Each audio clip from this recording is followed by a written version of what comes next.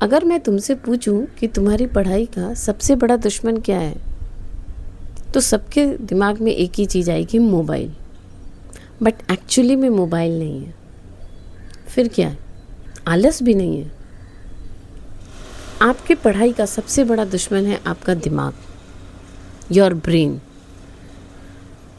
हमारा ब्रेन हमें सबसे ज़्यादा धोखा देता है। जब हम किसी चीज़ को पढ़ते हैं तो हमें ऐसा लगता है कि हमें आ गया, और जब एग्ज़ाम में या किसी टेस्ट में के सामने हम पेपर पढ़ते हैं, हम ब्लैकआउट हो जाते हैं। ये सिचुएशन क्यों आती है? क्योंकि आपके ब्रेन ने आपको ये इल्यूज़न दिया कि आपने सीख लिया है, बट एक्चुअल में आपने सीखा कुछ नहीं। आप बस उन चीज़ों से फेमिलियर हुए थे।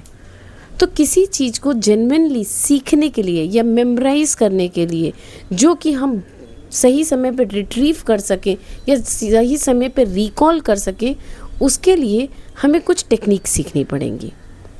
तो चलो आज मैं आपको सिखाती हूँ कुछ टेक्निक्स, जिससे कि जो ये आपके दिमाग ने आपको भ्रम दिया है वो दूर हो जाए पढ़ाई का, और आप सच्ची में जब पढ़ाई करो तो कम देर में ज़्यादा याद करो और उसको एग्ज़ाम के समय इम्प्लीमेंट कर सको और रिकॉल कर सको। शुरू करते हैं दो बच्चों से जो कि घर बना रहे थे। एक बच्चे का फोकस पूरी तरह से ब्रिक्स लेकर के आने, पत्थर लगते ना घर बनाने में, उनको लेकर के आने में था।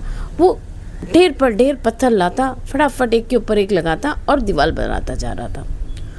दूसरा बच्चा पत्थर लाता बट उसके ऊपर सीमेंट लगाता, थोड़ी देर वेट करता, आराम आराम से काम कर रहा था, कोई घाई नहीं। उसने घर बनाया 10 दिन में, इसने बनाया 6 दिन में।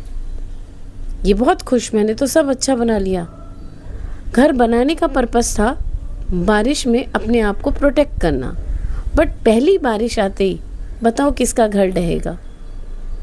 पहले बच्चे का। क्यों? क्योंकि उसने अपना घर मजबूत नहीं बनाया था। यही हो रहा है आपके साथ। आप एक चैप्टर के बाद दूसरा चैप्टर पढ़ते हो, ट्रिग्नोमेट्री पढ़ी, कोऑर्डिनेट ज्योमेट्री पढ़ी, क्वाड्रेटिक इक्वेशंस पढ़ ली, स्टैटिस्टिक्स भी पढ़ ली, सब पढ़ लिया, बट मैम एग्ज़ाम में कुछ नहीं आया। तो एग्ज़ाम में नहीं आया क्योंकि आपने उसमें सीमेंट ही नहीं लगाया था। आपने चीज़ों को सीखा तो बहुत, बट उनको आपने सेव नहीं किया, अपने मेमोरी के अंदर वो चीज़ें सेव नहीं की, बार बार नई चीज़ सीखते गए। तो आपको आपके दिमाग के बारे में बताते हैं। तो हमारे ब्रेन में 2 तरीके की मेमोरी होती है। जैसे आपके पास, आपने कंप्यूटर में सुना होगा रोम और रैम, वैसे ही हमारे पास 2 तरीके की मेमोरी होती है। एक होती है वर्किंग स्पेस, एक होती है परमानेंट स्पेस। वर्किंग स्पेस से जब हम कोई कॉन्सेप्ट परमानेंट स्पेस में डाल देते हैं तो हम उसको जब ज़रूरत पड़े उसे रिट्रीव कर सकते हैं। बट तो कॉन्सेप्ट यदि वर्किंग स्पेस पे पड़ा रहा, थोड़ी देर बाद ऑटोमेटिकली डिलीट हो जाता है, क्योंकि जब हम नया कॉन्सेप्ट सीखते हैं पुराना गिर जाता है उस टेबल से। तो अब इस वर्किंग स्पेस से परमानेंट मेमोरी में डालने का टेक्निक सीखेंगे। कोई भी चीज़ आपने पढ़ी, मान लो आज आपने ट्रिग्नोमेट्री के 10 क्वेश्चंस किए, अब कल आप क्वाड्रेटिक इक्वेशन करेंगे ऑब्वियसली, तो ये यदि वर्किंग स्पेस में पड़ा रहा तो ये डिलीट हो जाएगा। इसके लिए हम क्या करेंगे? ट्रिग्नोमेट्री पढ़ने के बाद, किताब बंद करने के बाद हम सोचेंगे हमने आज क्या क्या सीखा, हमने ट्रिग्नोमेट्री की कौन सी प्रॉब्लम्स थी और उसके लिए हमने क्या कॉन्सेप्ट यूज़ किया, या टीचर ने हमें क्या कॉन्सेप्ट सिखाया था। उसके बाद 4 दिन बाद या may be over the weekend हम उस चीज़ को रिकॉल करेंगे। तो इसके लिए मैं अपने स्टूडेंट्स को क्या मेथड बताती हूँ कि पूरे वीक का शेड्यूल बना लो, रोज़ एक ही चैप्टर नहीं करना है। एक बार कॉन्सेप्ट सीख लिया, अब जब रिवीजन कर रहे हैं, आपका मंथली प्लान रेडी है, तो मैथ्स को एज अ फिलर यूज़ करो in between the other subjects. जैसे आप इंग्लिश के, आज आपका दिन है इंग्लिश पढ़ने का, तो इंग्लिश के 2 चैप्टर्स के बीच में मैथ्स आधे घंटे करो। इससे पहली बात तो आपको पॉज मिल रहा है, सेम कॉन्सेप्ट आप कंटिन्यूसली नहीं पढ़ रहे हो, और जब आपने कोई कॉन्सेप्ट पढ़ा उसको, उस किताब को हटाने से पहले एक बार किताब बंद करो और रिकॉल करो आज मैंने क्या सीखा। If you do this, it stays there in the permanent memory. But now in the permanent memory also, it will get pushed back and the retrieval will become very difficult. मतलब यदि कोई चीज़ आपने देखा होगा स्टोर रूम में पीछे चली जाए तो पीछे पड़ी रहती है, जब ज़रूरत पड़े याद आए तो मिलती नहीं है। उस सिचुएशन में हमें हफ्ते के एंड में, वीक के एंड में उन चीज़ों को एक बार रिकैप करना है कि हमने इस वीक में क्या सीखा, और मंथ के एंड में पूरे मंथ में हमने क्या सीखा है। एक वीकेंड हमें ऐसे रखना है जिससे हम अपने आप को टेस्ट कर सकें। और एक प्रो टिप आपको देती हूँ, यदि कुछ सीखा है और तुम्हें लग रहा है, तुम्हें ये इल्यूजन है कि तुमने सीख लिया है, तो जाओ किसी को सिखा के देखो। यदि किसी को सिखा लेते हो तो समझ लो सीख गए। इसके लिए तुम अपनी मदर को यूज़ कर सकते हो। मम्मी से बोलो कि मैं आपको आज क्वाड्रेटिक इक्वेशन सिखाऊंगा, या मैं आज आपको ट्रिग्नोमेट्री की आइडेंटिटी सिखाने वाला हूँ, उसका प्रूफ सिखाने वाला हूँ, ट्राई करो। या घर में कोई छोटा भाई बहन हो उसको सिखाओ। वो भी नहीं पॉसिबल है तो कोई डमी टॉय ले लो, उसको सिखाओ। यदि तुम किसी को वो कॉन्सेप्ट सिखा सकते हो तो इसका मतलब तुमने सीख लिया। आज जो कुछ भी बातें की उसको हम एजुकेशन इंडस्ट्री में कहते हैं फॉरगेटिंग कर्व।